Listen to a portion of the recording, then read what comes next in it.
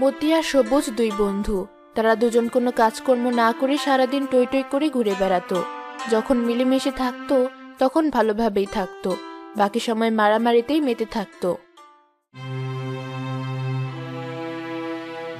বাবা দেখুন, আপনার ছেলে আবার এক তুচ্ছ বিষয় নিয়ে ওর বন্ধুর সাথে মারামারি করছে। আপনি কি ওদেরকে থামান? ভাবি, আমি চেষ্টা করে আসলাম ওদেরকে থামানোর জন্য, কিন্তু পারলাম না। এদের দুটোকে নিয়ে যে কি করব কিছুই বুঝি না। একটা কথাও শুনে না আমার ছেলেটা। ওদের অত্যাচার আর কতই সহ্য করা যায়। আপনার ছেলে আর বন্ধুকে ঠিক করার জন্য আমার কাছে বেশ ভালো একটা বুদ্ধি আছে। কি বুদ্ধি? এদিকে আসুন বলছি।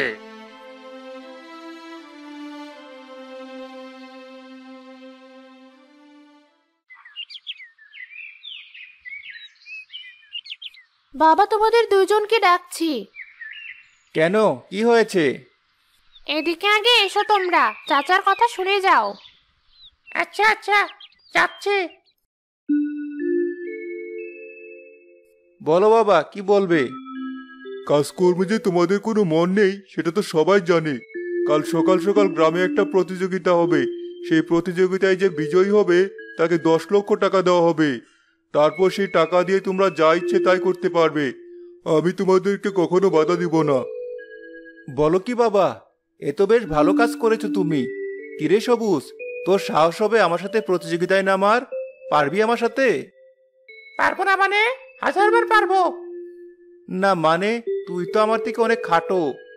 স্কুলে যত প্রতিযোগিতা হতো সবগুলোতে তো আমি জিততাম, আর তুই তো সবসময় হারতি। তাহলে এখন তোর এত আত্মবিশ্বাস কোথা থেকে আসলো? ওসব অনেক আগের কথা। এবার তুই দেখবি আমার আসল ক্ষমতা। চাচা, এই প্রতিযোগিতায় মোট কতজন অংশ নেবে? অনেক টাকার ব্যাপার সেপার, তাই যাকে তাকে প্রতিযোগিতায় নিতে চাইছিল না ওরা। আমার কথাতেই শুধু তোমাদের দুজনকে নিতে রাজি হয়েছে। আরে বাহ, এবার খেলা জমবে। সবুজ, কাল তাহলে চলে আসিস সময় মতো। আমাদের দুইজনের মধ্যে কে সেরা প্রমাণ হয়ে যাবে। ঠিক আছে। পরের দিন দুইজনের ভেতর প্রতিযোগিতার আয়োজন করা হলো। সবুজ আগে ভাগে এসে বসে থাকলেও মতি আস্তে ধীরে দেরি করে এলো। তারপর তাদের মধ্যে প্রতিযোগিতা শুরু হলো। দুজনের ভেতর যে দূরের ওই বড় আম গাছটা নিচে গিয়ে আগে পৌঁছাতে পারবে সেই হবে এই প্রতিযোগিতার বিজয়ী। তোমরা দুইজন প্রস্তুত? আমি প্রস্তুত। আমিও। 1 2 3 শুরু করো। এমন জোরে এক দৌড় দিয়েছি যে সবুজ আমার ধারে কাছেও ঘেঁষতে পারবে না। পিছে ফিরে দেখি তো ওকে কোথাও দেখা যায় কিনা। না, নেই। ওর ভাব দেখে তো প্রথম ভেবেছিলাম আসলে এতদিনে আমার থেকে জোরে দৌড়ানো শিখে গিয়েছে কিনা। এখন দেখছি খামোখাই ভয় পেয়েছিলাম।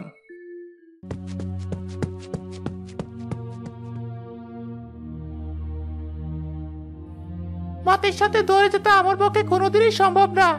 ওদিক দিয়ে একটা রাস্তা আছে, ওই রাস্তা দিয়ে গেলে আমি তাড়াতাড়ি আম গাছটার কাছে যেতে পারবো। আমি ওই রাস্তা ধরেই যাই।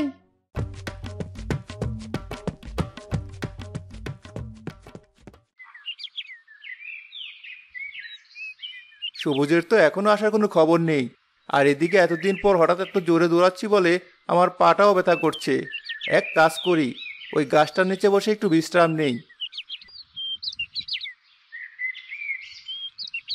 ওই ছোট ছোট পা নিয়ে সবুজের আসতে এখনো অনেক সময় লাগবে।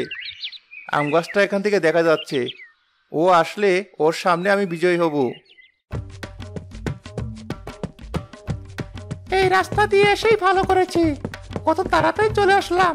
কিন্তু মতিকে এখনো দেখা যাচ্ছে না কেন? ওকে তাহলে জিতে গেল?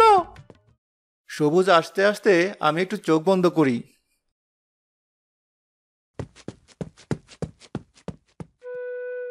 ওই তো মতি, কিন্তু প্রতিযোগিতায় চোখ বন্ধ করে শুয়ে আছে কেন? আমাকে এতই নগণ্য মনে হয় ওর কাছে। ঠিক আছে, আজ আমি যেতে ওকে দেখিয়ে দেব।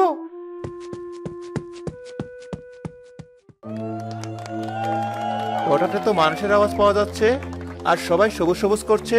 সবুজ কি তাহলে চলে এসেছে? কোথায় দেখছি না তো। তার মানে কি ও আমার চেয়ে এগিয়ে গেছে? টের পাওয়ার সাথে সাথে মতি দৌড়ানো শুরু করলো, কিন্তু ততক্ষণে অনেক দেরি হয়ে গেছে। সবুজকে প্রতিযোগিতার বিজয়ী ঘোষণা করা হয়েছে। আমার অতিরিক্ত আত্মবিশ্বাসের কারণে আজ আমার এই অবস্থা, নয়তো এই প্রতিযোগিতায় বিজয়ী আমি হতাম। ভাগ্যিস মতির দৌড়ের গতি দেখেই আমি প্রতিযোগিতা থেকে পিছু হাঁটিনি, তাই আজকের প্রতিযোগিতায় আমি জিততে পেরেছি। সবুজ, আমার গাফলতির কারণে তুই আজ জিতেছিস। আমি বাজি ধরে বলতে পারি, আমি যদি ঘুমিয়ে না পড়তাম তাহলে এই প্রতিযোগিতার বিজয়ী আমি হতাম। না, আমি কৌশল অবলম্বন করেছিলাম বলেই এই প্রতিযোগিতায় বিজয়ী হয়েছি। তুই ঘুমিয়ে না পড়লেও আমি জিততাম। ঠিক আছে, তোর সাহস থাকলে আবার বাজি ধর, দেখি এবার কে জেতে। আচ্ছা, আমি রাজি। এই প্রতিযোগিতার আসল বিজয়ীকে নির্ধারণ হয়ে যাক। মতি আর সবুজ আবার দৌড়ানো শুরু করলো। সবুজ সংক্ষিপ্ত রাস্তা দিয়ে দৌড়ে মতির একটু সামনে এসে পড়লে মতি তার দৌড়ের গতি আরো বাড়িয়ে দিয়ে তার সামনে চলে গেল এবং বিজয়ী হলো। অতিরিক্ত আত্মবিশ্বাস ধারণ না করে নিজের পুরো সামর্থ্য দিয়ে কাজ করলে দ্রুত সফল হওয়া যায়। ধীরে সুস্থে কৌশল অবলম্বন করে যেতে ভালো, তবে কাজে উপযুক্ত গতি না থাকলে প্রতিযোগিতামূলক পরিবেশে বিজয়ী হওয়া অসম্ভব। কিরে সবুজ, বলেছিলাম না আমার কথার প্রমাণ পেলি তো? একই রাস্তায় আমরা দুইবার দৌড়েছি, তাই হয়তো একবার তুই গাছাড়া ভাব নিয়েছিলি আর একবার আমি। অন্য রাস্তায় দৌড়ালে আসলেই বোঝা যেত কার ক্ষমতা কতটুকু। তুই এত সহজে হার মারবি না, তাই না? ঠিক আছে, চল আমরা অন্য রাস্তায় দৌড়ে দেখি এখন কে বিজয়ী হয়। ঠিক আছে, চল। 1 2 3, আবার প্রতিযোগিতা শুরু।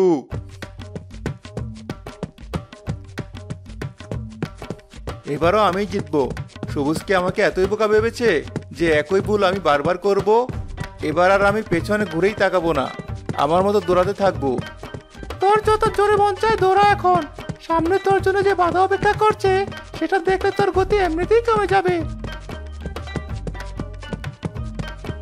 দৌড়াতে দৌড়াতে অনেক দূর চলে এসেছি, আর বেশি একটা পথ বাকি নেই মনে হয়। কিন্তু এ কি, সামনে এত বড় খাল কোথা থেকে আসলো? এখন কি করব আমি? যা ভেবেছিলাম তাই হয়েছে। মতি খালের সামনে গিয়ে দাঁড়িয়ে পড়েছে। এত জোরে দৌড়ে আমার এগিয়ে আসার কোনো লাভই হয়নি। আমি জানি যে ও সাঁতার পারে না, তাই ইচ্ছে করে এই জায়গাটা পছন্দ করেছি প্রতিযোগিতার জন্য। ওই তো সবুজও চলে এসেছে। আমি এখানে কতক্ষণ ধরে দাঁড়িয়ে আছি কে জানে। কেন যে সাঁতার শিখলাম না, ছোট থাকতে যে একবার পানিতে ডুবে গিয়েছিলাম সেই ভয়ে এখনো আমার সাঁতার শেখা হলো না। তুই তাহলে দাঁড়িয়ে থাক, আমিও পারে চললাম। সবুজ সাঁতরে সাঁতরে খাল পার হওয়ার পর প্রতিযোগিতার বিজয়ী হয়ে গেল।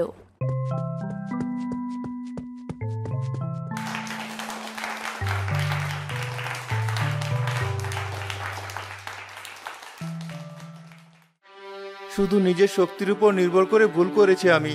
পরিস্থিতি আর বাস্তবতা অনুধাবন করা উচিত ছিল আমার। সবুজ বেশ বুদ্ধিমানের কাজ করেছে, আমার দুর্বল জায়গাটাকেই ওর হাতিয়ার বানিয়েছে। সঠিক পরিকল্পনা করার কারণে আমি আজ এই প্রতিযোগিতায় বিজয়ী।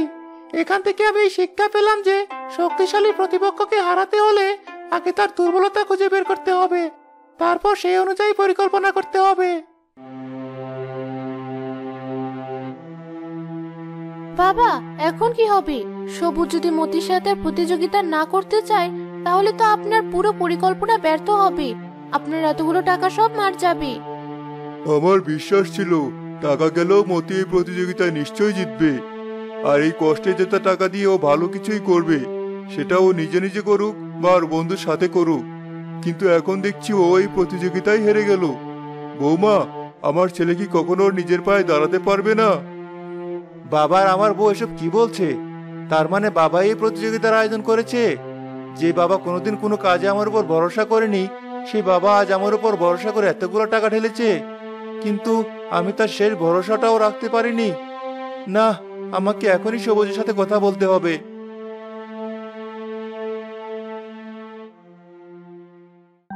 শোনো, তুমি কিন্তু এখন আর বলেও কোনো প্রতিযোগিতার জন্য রাজি হবে না তোমার বন্ধুর সাথে।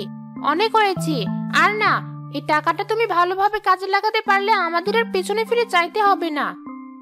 কিন্তু আমি তো প্রতিবারই বিভিন্ন কৌশল অবলম্বন করে জিতেছি, নয়তো এই টাকা মতেই পেত। কৌশল অবলম্বন করেছো তো কি হয়েছে? প্রতিযোগিতায় তো আর কোথাও বলা হয়নি যে কৌশল অবলম্বন করা যাবে না। তোমার বন্ধুর শক্তি তোমার থেকে বেশি, তাই সে শক্তি প্রয়োগ করে জিতেছে। আর তোমার বুদ্ধি তার তুলনায় বেশি বলে তুমি বুদ্ধি প্রয়োগ করে তার সাথে জিতেছো। কিন্তু তবুও কোনো কিন্তু না, তোমার অনেক বেখেয়ালিপনা সহ্য করেছি। আর না, তোমার বন্ধুর তাও একটা বড়লোক বাপ আছে, ও কোনো না কোনো ভাবে নিজের জীবনের একটা গতি করতেই পারবে। কিন্তু আমাদের কে আছে বলো? এটাই আমাদের সুযোগ। আমার ছোটবেলার বন্ধু ও। ও যদি আবার প্রতিযোগিতা করার কথা বলে, ওর কথা কিভাবে ফেলবো বলো? ও তোমার প্রাণের বন্ধু, আর আমি তোমার কেউ না, তাই না? তোমাকে যা করতে বলেছি চুপচাপ তাই না করলে আমি আর তোমার সাথে সংসার করব না, বাপের বাড়ি চলে যাব। আরে তুমি দেখে রাগ করছো।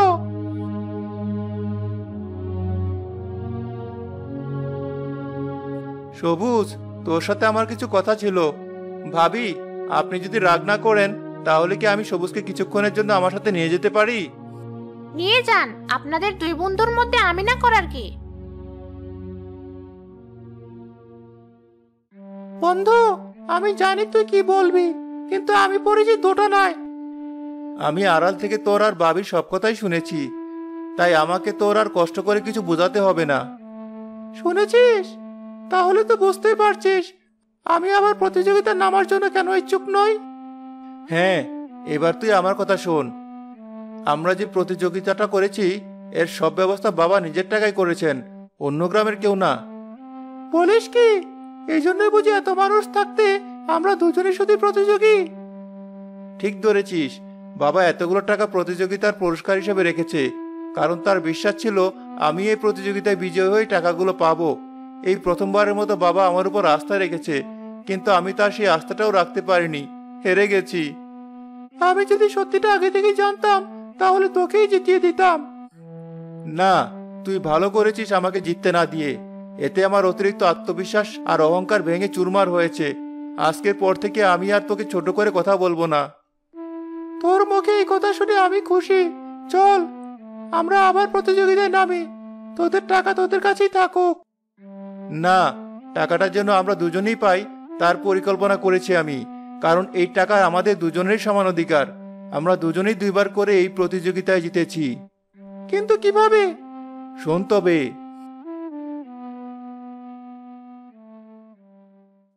আগের জায়গায় আবার প্রতিযোগিতা শুরু হলো।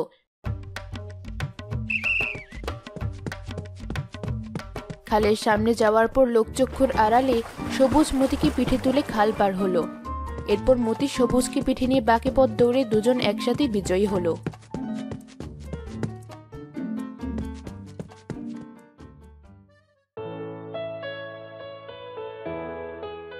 আবার ছেলেটা অবশেষে অন্তত এটুকু বুঝতে পেরেছে যে ব্যক্তিগত দক্ষতা থাকলেও দলবদ্ধ হয়ে একে অপরের দক্ষতা কাজে লাগাতে পারলেই আসল সাফল্য আসে।